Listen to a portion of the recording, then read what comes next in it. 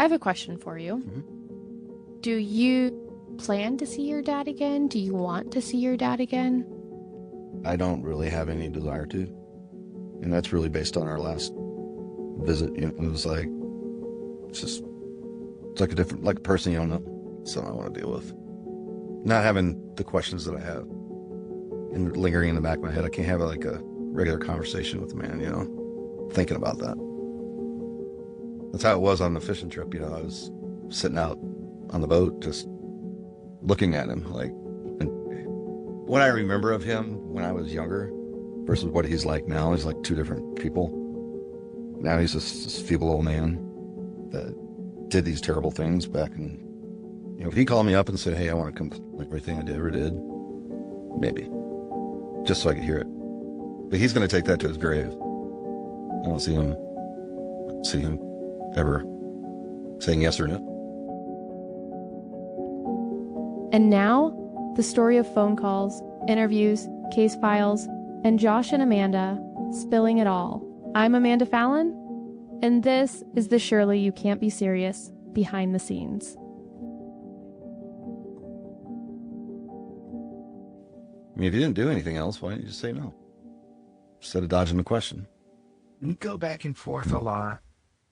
So, right, Amanda at the beginning on the phone said, hey, these are all the things that I know, and these are all, right, I know everything. And will you meet up with me?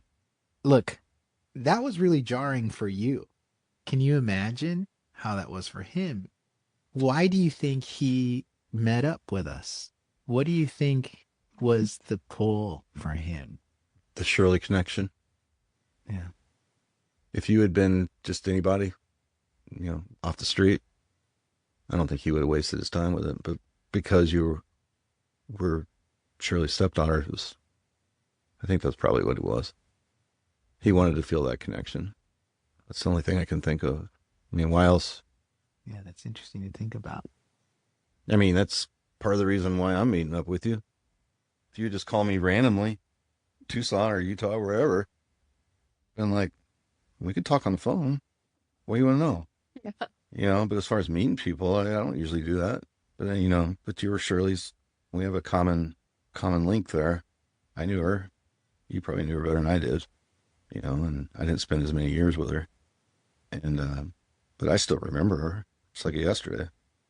She was nice, but I drove her crazy, and she drove me crazy. She clothes shop for you out of magazines or out of catalogs? Shirley? Yeah. No, I don't think she ever did, but my little She sister would never and her take me would. clothes shop. You guys would just do it out of She catalogs? would pull the catalog out and say, pick out what you want, and it never fit. She used to do that with Crane and Eddie, and she would just blame it on Eddie was growing so tall. Because she said by the time Eddie got his clothes, they never fit. That's the same problem. Yeah. I don't know. I thought it was odd too. I never grew up that way. I always went and tried clothes on because I used remember getting fights with my mom. I was like, I know they fit. I don't have to try them on. And she would make me go in there and try on 19 pairs of jeans, you know, Yeah. to get 3.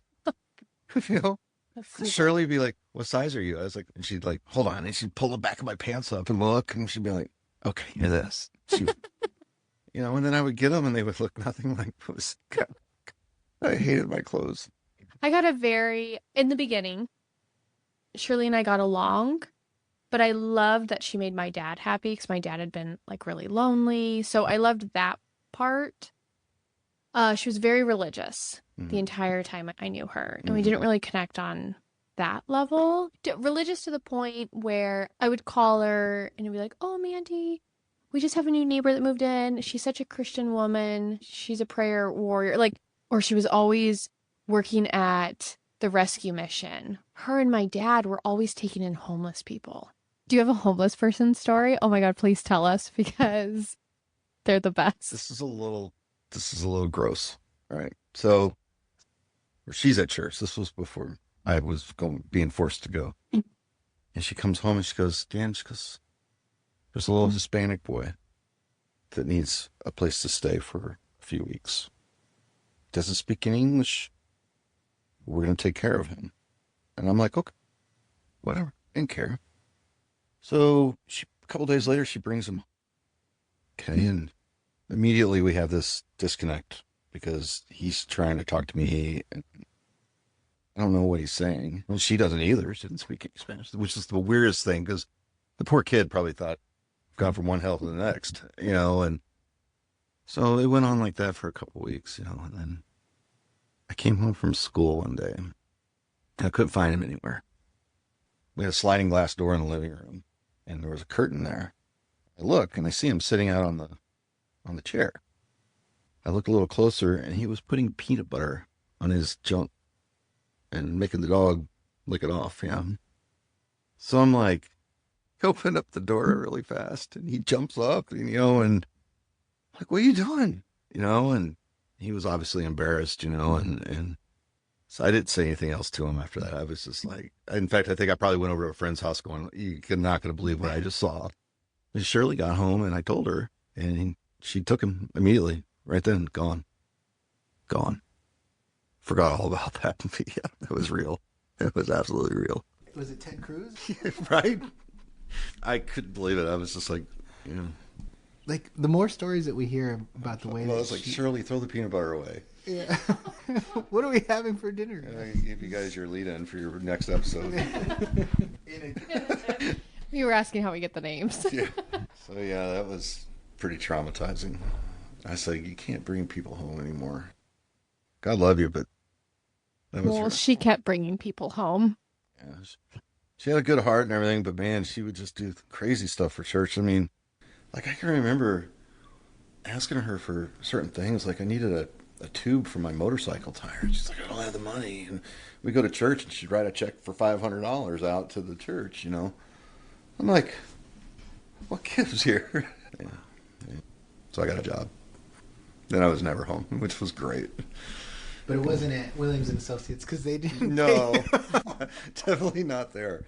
God, that just makes my stomach turn now just thinking about it. That was the most awful experience ever, and it was like in the middle of downtown Tucson, so it was not a nice area. Yeah.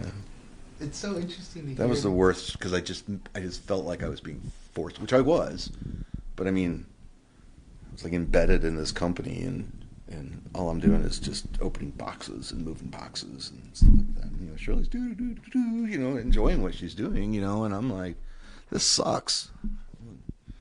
Yeah, I did that for a little while until I hauled ass out of there.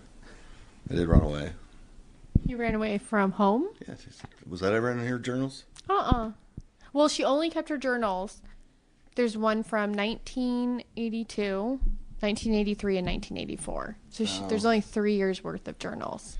So this was in 80. Well, it was, when I was there, and so her and I got in like this big fight, and I was like, probably, I'm not going to work with you. I'm not going to church with you anymore.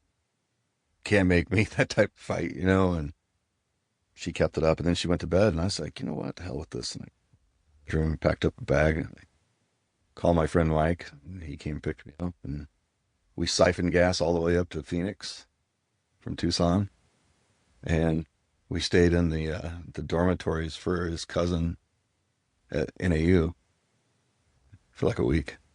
It's snowing. And Shirley had no idea where you were? Not a clue. She'd call the cops, too.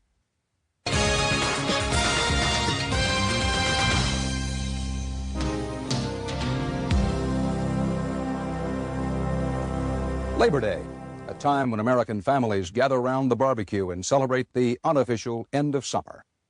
But for hundreds of thousands of American children, there will be no family gathering this weekend. They are runaways. And for them, life on the run, life on the street, summer or winter, is cold and cruel.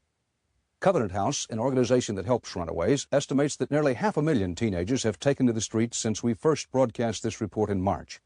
Of those we met, some have tried to return home, but others have fallen victim to the perils of street life, including drug addiction and AIDS. At the end of this program, we will tell you what's happened to them. Right now, for 48 hours, come along with us to Runaway Street. They were looking for me, and we were living in the dormitories right there on campus for like a week until they finally kicked us out. And then we came back. And I just walked in like, yeah. And she's like, oh, you're home. And she called the cops. And the cops came. And I had to go to like therapy for a while. But yeah. What a interesting dynamic you were kind of stuck in, though, right? Yeah. Right? Like with Shirley. Well, when I got back, though, things changed. Because then she realized, because I told him exactly how I felt about everything, everything going on with my dad and everything like that, and what the trouble I was having at school. And she let me drop out of school, dropped out. She didn't let me go to work with her anymore. I didn't have to do anything, so go to therapy, which was, that is like bullshit. And I went through all that, and then, the cops didn't do anything. They were just like, welcome home. And they tried to ask me where I was and all this stuff. I was like, I'm not telling you nothing, and because I didn't want to get anybody in trouble. And that was the end of that. Did you ever? I know you already talked about this a little bit with like the evidence story, which is classic. But did you notice anything unusual with the cops around that whole time that everything was going down? Not really. As soon as the cops came in the house and I knew what it was for, I went into defensive mode. Because you got to understand, at that point, I'm thinking my dad's completely innocent. You guys are framing him. I don't have any recourse as a 16-year-old other than to be a little dick. So that's what I was. I'm sitting on the couch and I'm like, hey, I'm sorry we don't have any donuts, and saying all that kind of stuff, and they're just looking at me like, just keep your mouth shut, son, And I'm like, whatever, and Shirley's like, don't do that, don't antagonize him, And I'm like, no, I'm gonna have fun with this, I was like, they're making me sit on my couch while they go through everything, and they found my pot plant in my room. So of course they made a big deal about it. I had a little pot plant about this tall in my windowsill, and they brought it out, and they were like, what's this? And I was like, oh, it looks like pot. And they didn't do nothing. But that's just how it was, I probably gave them more grief than they gave me, because I was making fun of them because they were fat. And, what do you think of fat cops when you're 16 years old, And then, like when they came back and Shirley wouldn't give them the evidence back, I was kind of like behind her going, laughing at them. And I was like, you guys suck. I was a dick back then. I still am. But back then I was really just no respect for authority. And I was real callous because of everything that had been going on. I just didn't have any, I didn't care. I didn't give any, when the cops would come over, I'd just be like, you don't mean nothing to me. You're in my stuff. So that's how that went down. All right, I found some journal entries. It might spark some memories. Okay. Okay. Wednesday, June 2nd, 1983. Dan and Leslie came in today. You think they'd be tired after riding all day in a plane, but all Leslie wanted to do was play football. Our $498 dog pen we just installed sat empty tonight as Wolf dug out under it. So they're just like super short, like little day by day. Yeah, I don't remember that. He got out all the time. Did he? Yeah. Because he scared the crap out of the neighbors because he looked like a wolf. And he didn't put up with nothing from other dogs either. What's funny, that wolf dog was Ed's dog. Mm-hmm. And then your dad's dog. Yeah. And it's the dog becomes a common thread. All of the stories that we hear from all these different people, some are, I have positive things to say about Shirley, negative things to say about Shirley. I have positive things to say about Steve Skaggs, negative things to say about Steve Skaggs. Wolf dog was the perfect animal that ever roamed the earth. When you talk to anybody. He was. Yeah, do you have any memories of Wolf Dog? I remember being scared of him. Just because he looked like evil incarnate. Yeah. He just had that wolf look. He'd stare you down, and you'd be like, what? And he's just like doing that number, and he had that gait like a wolf does, where they look like they're running, but they're just walking. And he would get out all the time. And then I can remember, everybody like gets in their cars and goes and they're looking for him. And one of the main reasons being is because you never knew what he was going to do. Because he had that wolf in him. Wednesday, December 29th, 1982. High winds again for third day. Dogs got loose and ran off. Thursday, December 30th, 1982. Found dog sitting on porch of our old trailer. And he never came in the house, at least that I can remember. He was always in a pen. The other dog was in the house all the time, the white one, the Samoyed. That's what kind of dog it was. And but I don't remember ever bonding with that dog. You know, not like Eddie and those guys did, because they spent a lot of time with him. I didn't care less. Wasn't my dog. Your dad loved that dog. Sure he did. He chased him down enough. Anyway, during the winter, there's packs of wolves and stuff work through there. The dogs they had, and I don't know whether it was like 2 or 3 or 8. I have no idea how many. But one of them was a female in heat. And a wolf managed to get in there and get to her. And so when she delivered Malamute Tundra Wolf mixes. Man, those were probably really cool puppies. Anyway, when I met Shirley, she had Wolf. He was old, but she had him, and he'd be out there in the backyard, and Wolf decided he absolutely loved me. I became his. See, I'm losing words again. You probably became his like pack leader. Pack leader is a proper word for it, but I was his alpha. Oh, yeah. Anyway, he'd do anything I asked him to, except for if I was to go beat on Eddie or Dan or one of them for whatever trouble they were going. Wolf wouldn't let me.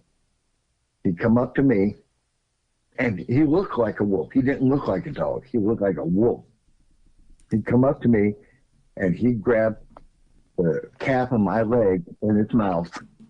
And when a wolf grabs the calf of your leg in the mouth, you do what they say. Yeah, Anyway, for sure. I looked at him, I go, "It's okay, Wolf. I'm not hurting him. He's just fine."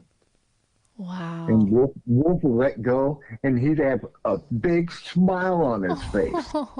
I protected the kid. Oh, man. Do you have any pictures of Wolf? I don't think so. That'd be cool to see. I'd have to look and see, but anyway, he was wonderful. But in Alaska up there, the roads would get real icy sometimes. And when the roads were icy, it was almost impossible to drive, but it was just as hard to walk. I would take and put a line on the Wolf, and I would go out there and say, "Okay, Wolf, let's go." And he'd take off running, and I would ski around the block on my tennis shoes or on my boots. He'd just pull me just like he would a sled, Yeah. and he was having so much fun. Oh, he seems like a great dog. Oh, he was the most marvelous animal that I've ever had. And when he got sick, I forget where Shirley was.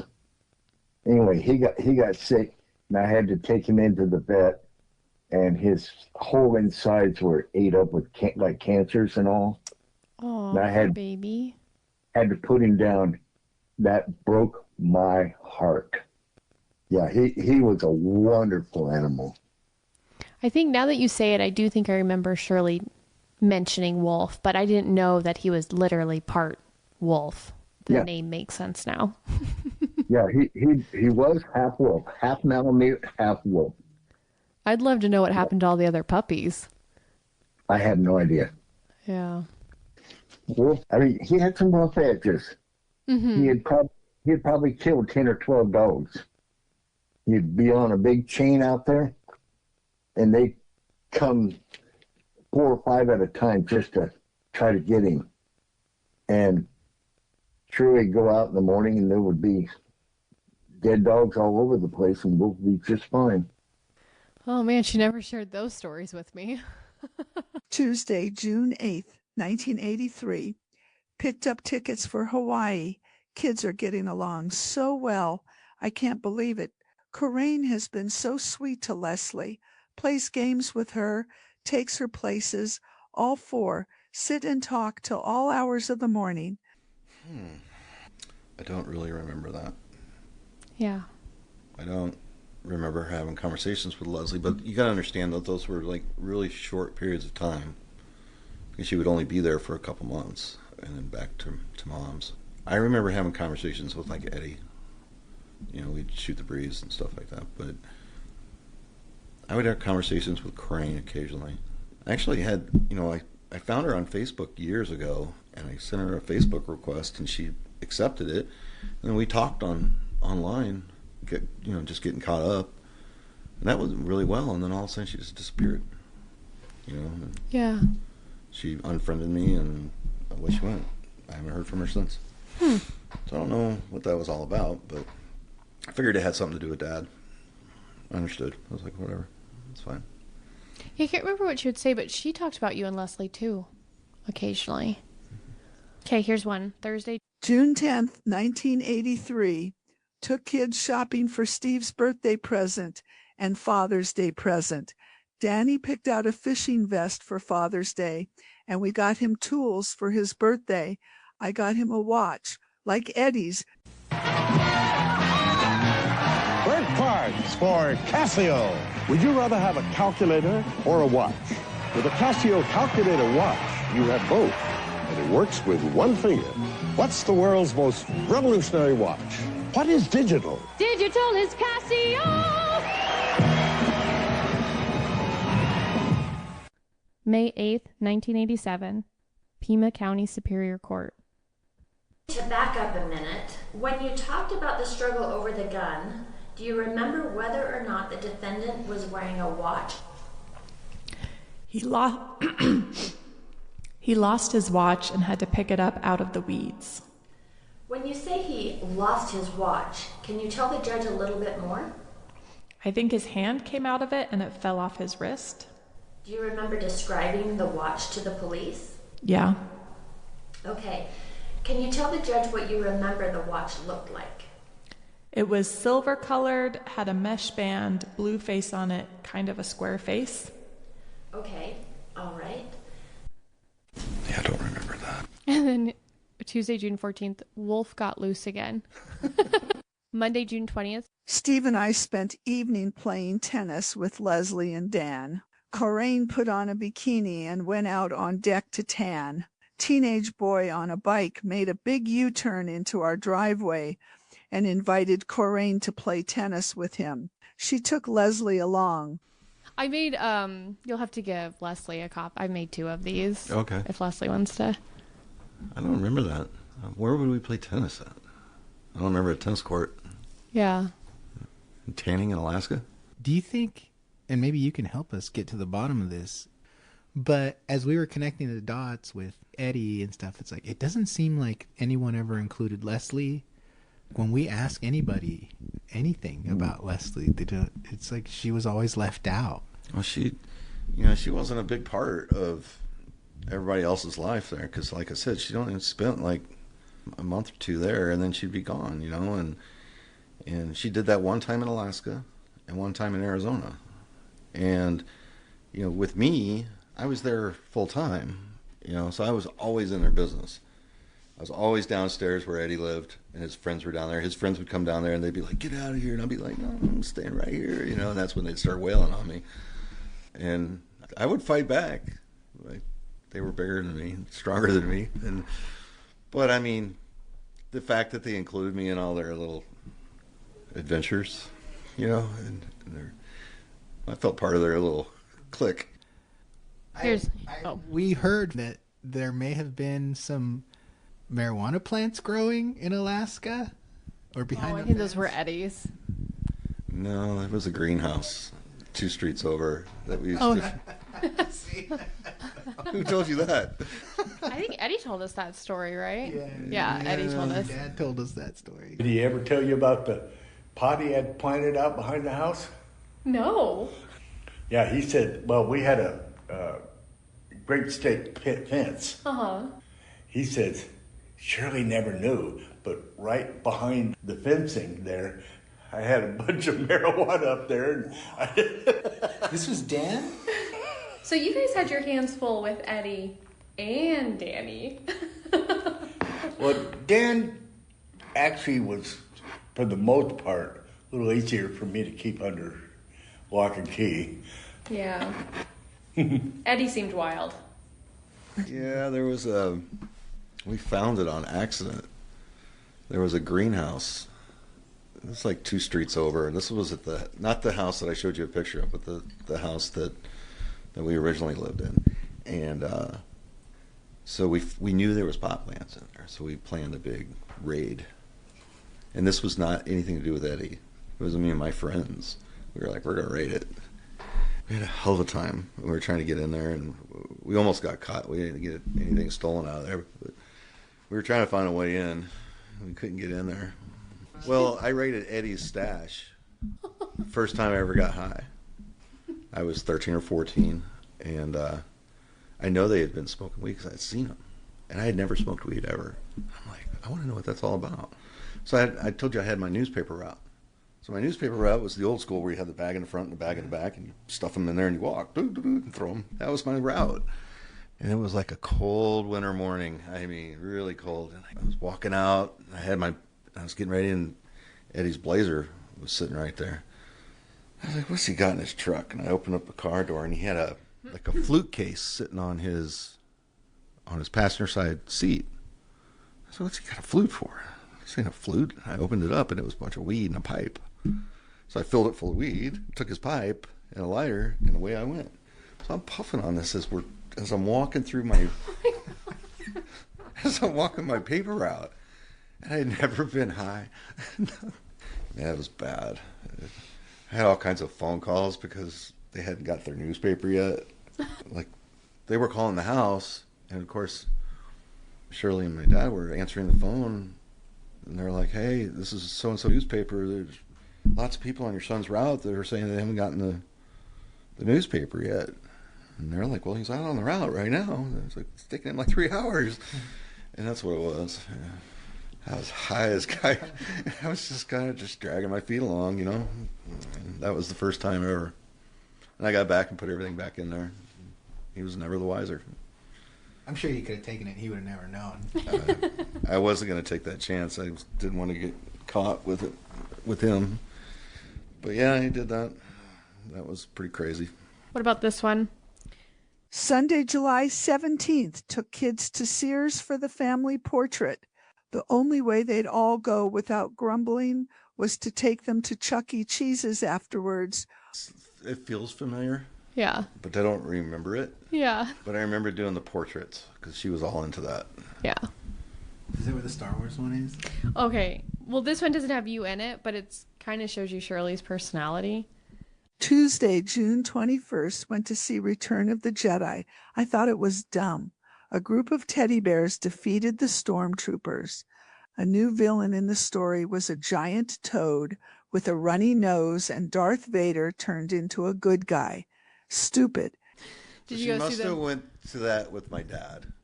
They did go. I felt like they went out to dinner a lot and to a lot of movies. That's a common theme in her. Because journal. I went to see that with my friends when I took a bus to Anchorage, and I got in trouble for it. I remember getting in trouble for not coming home till like 9, 10 o'clock at night. I didn't know it was a double feature. Here's this one's a really common one, or the style of this journal entry. So Sunday, July 24th, 1983. Steve, Dan, Les, and I went fishing at Caswell. Steve caught 1 salmon. Dan and I each had 1, but couldn't get them landed. Bad accident on the highway. Shelley Beffray and Jesse Adams were killed. Remember that? I remember the name Caswell, but I can't picture what Caswell was. Yeah, so she just did a lot of like, made dinner. Oh, and so-and-so died. And my dad never outfished me. He did say that. He never what? You guys went fishing in Idaho quite a bit. And he said... Those are a lot of my good memories. Yeah. And when the kids do great, that makes them better. Mm-hmm. In Idaho, I used to always take him fishing with me. I'd catch my limit. He'd catch 1 fish, but that 1 fish was always bigger than any one I had. It was funny. Every time it would turn out that way. Oh, yeah. Friday, July 29th, we all went to the airport to see Steve and Leslie off. So she must have been flying back to, where was it, Alabama? Did he fly with her? It sounds like he did. He must have flown her because it says Steve got back after midnight. Yeah. It says, okay, so on Monday, July 25th, part of this journal entry says Dan told his mom he's staying. She was upset and wouldn't talk to him. So that must have been when you decided to stay in Alaska that year. Yeah. And it was just 2 days later that it was just Leslie that went back. Yeah. So Yeah, maybe he took your ticket and flew her back. It's possible. I doubt that if he had gotten back late at night that same night, though. He probably just went as far as Seattle. Here's one. Thursday, August 25th, 1983, Steve and Dan left on their caribou trip. That was the one. Is that the one with the grizzly bear? Yeah. So I was 13. Yeah. So there's just some fun little I remember that. things in here. Sunday, January 8th, 1984, Steve missed church to watch ball game. I hope God will forgive him. So that was always a common theme because neither of us wanted to go to church because it was like right in the middle of the football games. Like football starts at noon and church starts at noon. And we would get up in the morning and have breakfast and Shirley would be like all excited and she'd be like, get dressed, get showered, we got to go to church. And I would look at my dad and my dad would look at me and it's like we couldn't make eye contact. We both knew what was up. We were both like, is it worth the fight? Like, I was just going to follow my dad's lead. If my dad said, I'm staying, I'm certainly staying. And he would be like, get dressed. And I'm like, oh, man, stand up to her. Yeah, that was painful all the time. And then by the time he got home from church, because she'd want to hang out and mingle with people. And my dad and I would be standing outside like, So was your dad religious? Do you remember going to church with him and your mom? He would go because I think he was being forced to go. So he only started going once he married Shirley? Oh, yeah. Okay. We didn't grow up that way. So what was life like pre-Shirley? What was it like with just you, Leslie, your mom, and dad? Or even not your mom, right? Because you guys just lived with your dad. Well, this is when they were all, I guess either time period when they were married. It was kind of the same thing. He fished and hunted and was gone all the time. That's my mom and I were just talking about this the other day. She was kind of opening up to me about what life was like, because I can remember when we were in Idaho, and I was sitting out on the back porch with her, and my dad was gone. I don't know where he was, but and she flat out asked me. She goes, "If I divorce your dad, where do you want to live?" This is KATU Channel 2 News for Sunday, May 18th. Reported by Bill Boaz with sports, Fred Jenkins with weather, Robin Anderson, and Stan Wilson. Good evening once again, everyone. 8 people are now known dead this evening following the massive eruption of Mount St. Helens early today. That eruption has radically changed the look of the peak, destroying a large portion of it. Geologists say this is by far the strongest eruption in the latest series, and it continues tonight. Channel 2's Essex Porter has the story. Geologists recorded the time as 8:32 this morning. Gas pressure building inside the mountain finally reached the bursting point. They think first there was an earthquake, registering 5 on the Richter scale. Then a split second later, the mountain started tearing itself apart. I remember that. That was like 1980. Because it was right when Mount St. Helens blew up. Because I wasn't that far from where we were living. And I remember we were in Idaho, and my mom asked me that question. And she didn't follow through with it. And, we obviously moved from Idaho back to Alaska. But it was, I don't ever remember doing things as a family unit, It was just home life, I had friends, and Leslie had friends, and we just do our thing. But no church? Oh, no. He didn't get religious till prison. Okay. He got real religious in prison, like almost to the point where I'm like, cut it out. This isn't you. I know it's not you.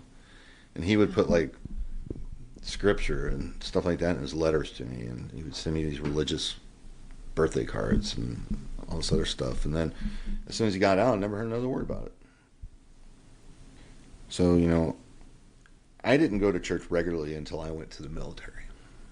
And I only did that in basic training because it was the one day I could get away from the drill sergeants and all the screaming and yelling and all that stuff that just was like, oh, too overwhelming. And that was like your sanctuary. And I kind of made it feel like that to me, with my dad. It's like, I think that was his sanctuary, once a week that he could get away and just kind of decompress. from everything going on with the prison. Because, as soon as he got out, I've never heard another word about it. Eddie mentioned that too, that every time he went up to visit your dad in prison with Shirley, your dad was always walking around with the Bible. And I think Shirley she talked about that too. There's so many guys, when they go in prison, they all go to church, make it look good so they can, when they come up for a release or, parole, that looks good on their parole list. So a whole lot of them do that, and then when they get home, forget church. Yeah, they learn to play the game. So I don't know if Shirley actually fully believed your dad became like a born-again Christian. I didn't believe it for a minute. In prison. Yeah. And Eddie, too, he kind of made it sound like it was just a look or an identity he adopted while in prison. Yeah, it just didn't make any sense to me. Just because I know how he is personality-wise and how he was. He was a man's man. Like, women belong in the kitchen. I've got my hammer and nails out in the garage. I'm going to go build something. And then when I'm done with that, I'm going to go fish and hunt. And that's, kids are meant to be over here. That's how he was. And I think that's how he was raised. Because he had really strict parents. It was very interesting when we asked him about, Shirley doing the Bible ministry for the wives. He didn't remember that. There were a lot of things about this, just religious things that he didn't remember. So I thought that was interesting. Were you around when they went to see Billy Graham? Did you go to dinner with the Billy Graham crusade? We're sitting there. Yeah. Oh, and then he found the Billy Graham sermon in Anchorage, Alaska that she's referring to. She was in, and so I put clips in it. I was like, this is unreal. Yeah, in her journal entry, she's just like, visited Church of God to hear Rudy speak. Went to dinner with the Billy Graham crusade. I went to see President Reagan with my dad. Elmendorf Air Force Base, Hangar 2, Anchorage, Alaska, November 8th, 1983.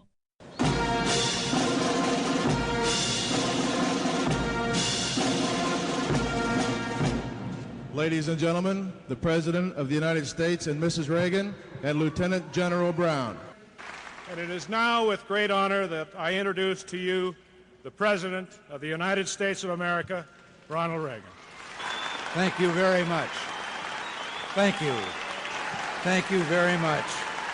Thank you. Mr. Governor, Senator Murkowski, Congressman Young, General, the distinguished guest here, and all of you ladies and gentlemen. It's been a while since Nancy and I were in Alaska. Now, that line would make it sound as if we're not tenderfeet. We've been here once. We came in the dark and we left in the dark. And we still are looking forward to a time when we can be here with more time, certainly, than we have today, when we can see some of the beauty of this wonderful land. But Alaska does represent something very special to most Americans. You are the conquerors of the last frontier. Many of your values and ways are reminiscent of those that built our great country. Your love of nature and the land, your individualistic pride, your spirit of enterprise, all these things have contributed to a well-deserved Alaskan mystique. My only request to you is keep doing what you do best. One thing your state is known for is its outside activities, of course, especially hunting and fishing. Your state is responsible for 2/5, 40% of America's fish harvest. Your state is a treasure trove of resources vital to our economy and to the well-being of every American. 1/8 of our gold comes from Alaska. And just how vulnerable would we be had we followed the advice of those who opposed the Alaskan oil pipeline? Today we should all say thank you, Alaska, because Alaskan oil accounts for 1/5 of our total domestic production. And all of this concerns more than economic growth, as important as that is. Alaska possesses 10 of the 16 vital materials needed for our nation's security. In short, you add tremendously to our economic well-being and to our security. And you do it with only 443,000 people, and that's pretty impressive. Peace is essential if we're to realize our economic potential, and to maintain peace, we must maintain a strong defense. You are a first line of defense. This is becoming ever more apparent in the wake of the Soviets' brutal downing of a civilian airliner. May I take this opportunity to thank all of our service personnel who are stationed here. Now, many of you are far from home. Sometimes you're lonely. Sometimes, until you get used to it, I suppose the elements are tough. But each one of you contributes to our security in a very real way. I just want you all to know your families and friends appreciate you, and so do 230 million other Americans.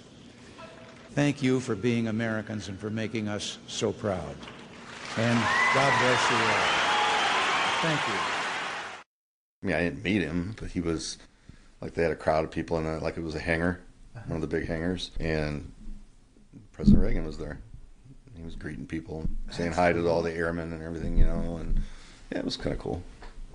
But I was, again, I had been like 82, 83, little tyke. Wow.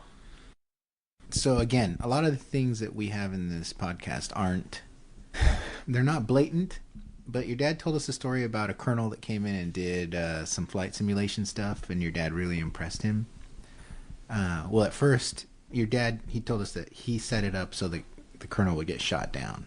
And I think it's your dad just kind of showing off or being a little, to do this thing to show this colonel just to be. But then he said the colonel came out, and instead of getting in trouble, the colonel told him, if there's anything you want, let me know. And then he said that 3 weeks later he was back in Alaska because that's where he wanted to be. Do you think, because I've been thinking a lot about how your dad's dealings with the court system, do you think there's a possibility that someone higher up in the military or somewhere could have done favors for your dad in all of these things? Because he went from 84 years to 36 years to... He served 1986 and then he was out in 2011.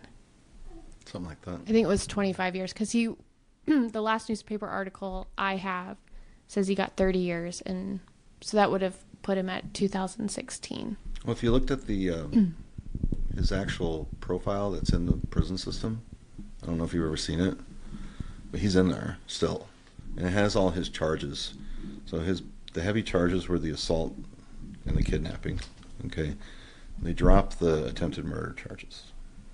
So that's what. He took a plea. I did see that. So that dropped him from 84 years to 30 years. I can't figure out, it's nowhere in any of my documents, how he got out 5 years early. He only served 8%. It was just, yeah. Oh, is that what it is? Okay. And I think my question was a little more conspiracy based, right? Because we've talked, like, did he make a deal with the FBI? Or did someone in the military that he saw favor in him, did someone get him a deal? In the military? The only reason I thought... can't see that. Just knowing how the military works, a colonel is just a colonel. Mm-hmm. You know? I mean, a colonel could have put a word in for him to get transferred, you know, but it's not...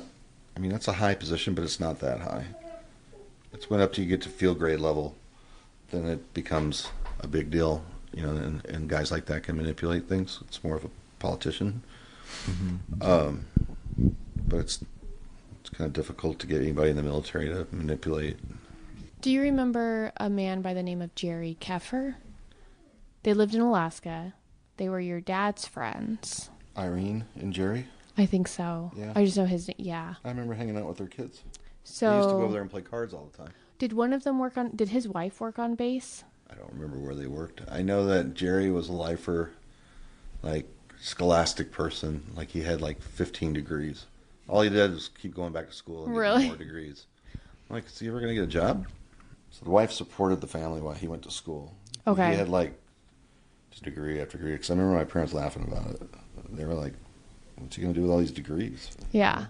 Well, I called him and talk to him. And I don't know how much you want to know about, but I think this is kind of where Josh was going with this. And I'm sorry if what I'm about to share is, you probably don't know about it.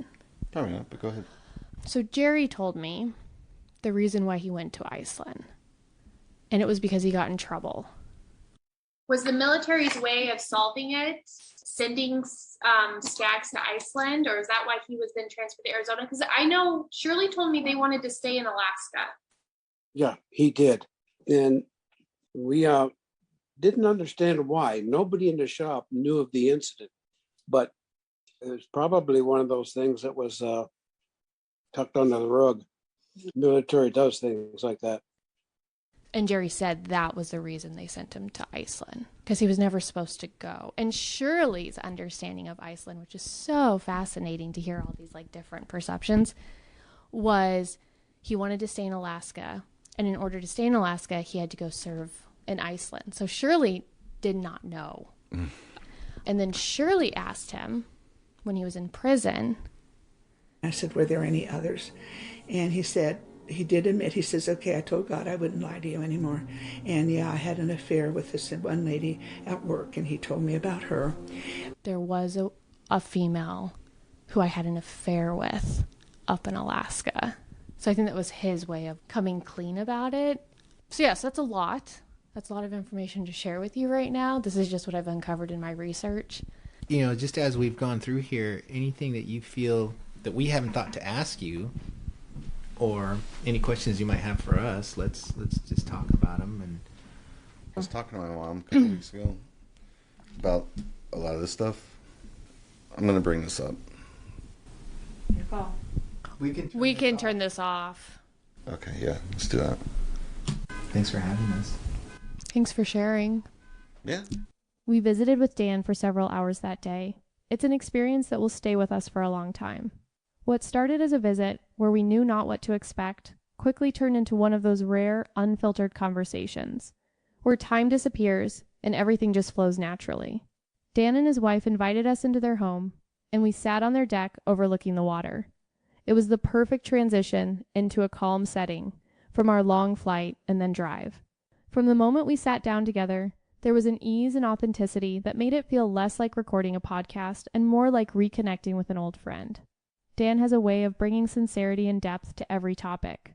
And as the hours passed, we all found ourselves opening up in ways we didn't expect. There was laughter, reflection, and even a few moments that hit us right in the heart. What stood out most was the honesty. No posturing, no pretense. Just real stories, real perspectives, and real emotion. We walked away feeling energized, understood, and genuinely grateful, not just for the conversation itself, but for the reminder of why we love being part of these long-form discussions. There's something powerful about taking the time to share, truly listen, and be heard. By the end of our visit, we felt a deeper appreciation for Dan's accounts and a better understanding of his experience.